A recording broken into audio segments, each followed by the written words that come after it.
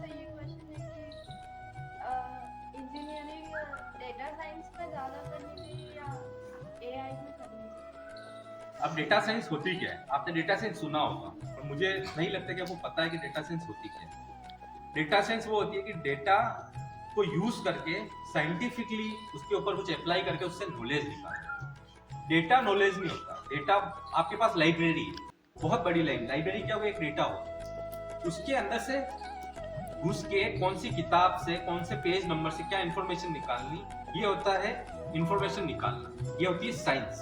तो वैसे ही डेटा होता है, तो डेटा के ऊपर जो साइंस लगाई जाती है उससे डेटा साइंस, दैट इज वो एक पहली चीज। एआई वो चीज है जिसके अंदर डेटा दिया जाता है, वो डेटा दे दे के वो उसके पास ही इंटेलिजेंस है, उस डेटा का यूज करके वो इंटेलिजेंट बने। तो दो चीजें हो गई, आप समझे? यानी अगर आपको डेटा से खुद इंफॉर्मेशन निकालनी है तो आपको डेटा साइंटिस्ट बनना है, उसके अंदर कुछ ऐसी चीजें लगानी है जिससे कि अच्छा इंफॉर्मेशन निकल पाए। और एक एआई है, एआई के अंदर अपने केवल डेटा, अच्छा डेटा देना है जो बढ़िया इंफॉर्मेशन निकाल ले। तो आने वाले जमाने में ये जो डेटा साइंटिस्ट वाली जो जॉब है ये थोड़ी इनरिलेवेंट होने वाली है। क्यों? क्योंकि हमारे पास ऐसी मशीन है जो इंफॉर्मेशन वैसे ही निकाल दे। तो मेरा ऐसा मानना है कि डेटा साइंस बहुत बढ़िया चीज है, पर अगर दोनों में से किसी एक को चूज करना है तो यही।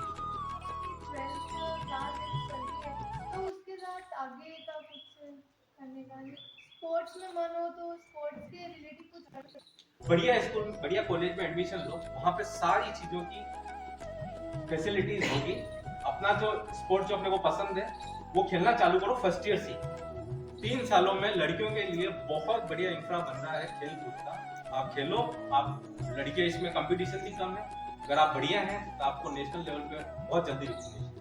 पढ़ाई के साथ भी हो सकता है। हाँ बिल्कुल हो सकता है, पढ़ना जरूरी है। मैंने कहीं नहीं कहा कि पढ़ना जरूरी नहीं, पढ़ना बहुत जरूरी है, पर पढ़ना केवल पास होने के लिए, नंबर के लिए, नॉलेज के लिए। आप जो बायोलॉजी पढ़ते हैं आपका इंटरेस्ट नहीं, कोई बात नहीं, पर अगर आप बायोलॉजी पढ़ेगी तो आपको शरीर के बारे में नॉलेज, आपको पता होगा कि कौन किस तरह के पेड़ पौधे होते हैं, उनमें क्या चीजें होती है, कौन से केमिकल होते हैं। तो इन्फॉर्मेशन जरूरी थोड़ी ना है कि उसको यूज करके पैसे ही कमाए, कोई जरूरी नहीं। इन्फॉर्मेशन रखो, सीखो, क्या पता पढ़ते पढ़ते आपको पेड़ पौधों में इंटरेस्ट हो जाए। पेड़ पौधे बहुत बड़ी इंडस्ट्री है, मैं आपको बता दूं।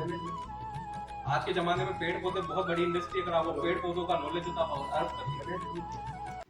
तो अपना नॉलेज बढ़ाओ, उसके साथ साथ एक्स्ट्रा करिकुलम करते रहो, क्योंकि पढ़ाई बहुत इंपॉर्टेंट है। क्योंकि अभी अपना इंडिया इतना आगे नहीं बढ़ा है कि डिग्री जरूरी है, डिग्री जरूरी फिलहाल आने वाले 20 सालों तक डिग्री, तो डिग्री तो लेनी है।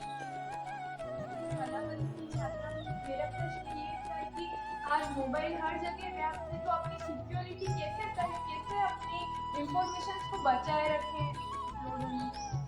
देखो उसका एक सीधा सीधा सा तरीका है कि आप पहले ये पता करें, मतलब ध्यान में रखना चाहिए कि हमारी जो इन्फॉर्मेशन है वो बहुत इंपॉर्टेंट है। हमारा जो फोटो है, हमारे जो सिग्नेचर है, हमारा थंबनेल है, हमारी आंखों के जो ये डिटेल है बहुत यूनिक रहती है। इसे किसी के साथ यूं ही शेयर नहीं करना जब तक कि हमें ऑथेंटिकेट पता नहीं हो कि ये कौन है, कौन मांग रहा है। किसी ने बोल दिया, डरा दिया कि ये नंबर दे दो, नहीं देना जब तक कि पता नहीं हो कि ये आदमी सही है या गलत है। सबसे बड़ी बात वो। और मोबाइल में दूसरों को देख देख के कुछ नहीं करना है, अपना मन अपने को सही लगे, अपन ने वेरीफाई किया, अपन ने 10 लोगों से पूछा, आपको लगा सही है तो ही करें, वरना नहीं करें। और एक और चीज मैं बहुत बहुत इंपॉर्टेंट बताना चाहूंगा कि आज आपको लगता है ना कि आप मोबाइल यूज कर रहे हो, आपने सोचा कि मुझे चाहिए जूते, आपने अपनी पत्नी को बोला कि यार मुझे काले कलर के जूते लाने, आप मोबाइल चलाओ, अगले दिन वो काले कलर के जूते आपको दिखने लग जाए। तो वो ऐसे ही नहीं दिखता है। आपका मोबाइल आपको सुन रहा है।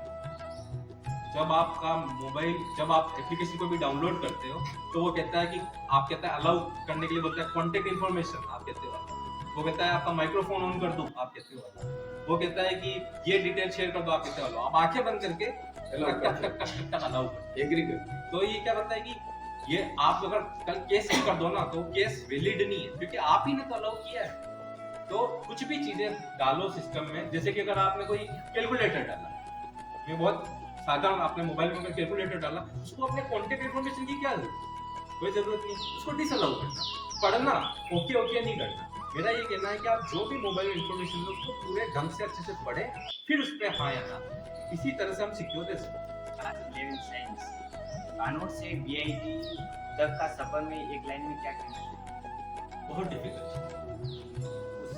वो मेरा मेरा अनुभव जीवन का बहुत ही ऐसा है कि उसके कारण मेरा जीवन बदल गया। क्योंकि जब मैं बीआईटी जा रहा था, मेरे पिताजी का एक्सीडेंट हो गया था एंड उनकी ऐसी हालत थी कि या तो मैं बीआईटी जाऊँ या उनकी दुकान से जाऊँ। तब वो इनका एक्सीडेंट हुआ था और वो एकदम हॉस्पिटल में अहमदाबाद में लेटे हुए थे। एक दिन पहले उनका एक्सीडेंट हुआ, ऑपरेशन हुआ और मेरे को बीआईटी तीसरे दिन, मतलब एक्सीडेंट हुआ उसके तीसरे दिन ज्वाइन कर।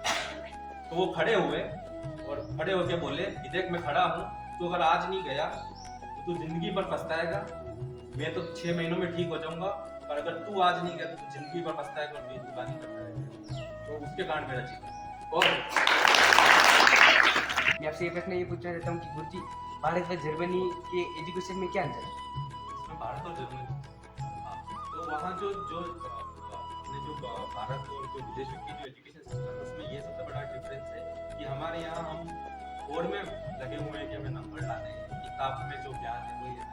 वहाँ लोग स्किल पे ज़्यादा करते हैं कि भाई कुछ भी चीज़ हो, स्किल या आपकी हॉबी हो, उस पर ज़्यादा फोकस करते हैं ताकि आप जब बड़े हो, ताकि जो भी आप, क्या होता है कि जब छोटा बच्चा होता है वो एक मिट्टी जैसा होता है, उसको जैसा ढालो वैसा डलते हैं, तो शुरू से वैसे ही ढालते हैं। अपने यहाँ क्या है कि फिक्स 12वीं क्लास तक साइंस, मैथ्स, कॉमर्स, आर्ट्स ये पढ़ना है। वहाँ ऐसा नहीं, वहाँ आपको अगर 4वीं-5वीं में लग गया कि बच्चा आर्ट पेंटिंग में बढ़िया कर सकता है तो लोग उसको पेंटिंग में डाल देते हैं, उसके साथ पढ़ाई होती रहती है और वो पेंटिंग करता है। तो ये डिफरेंस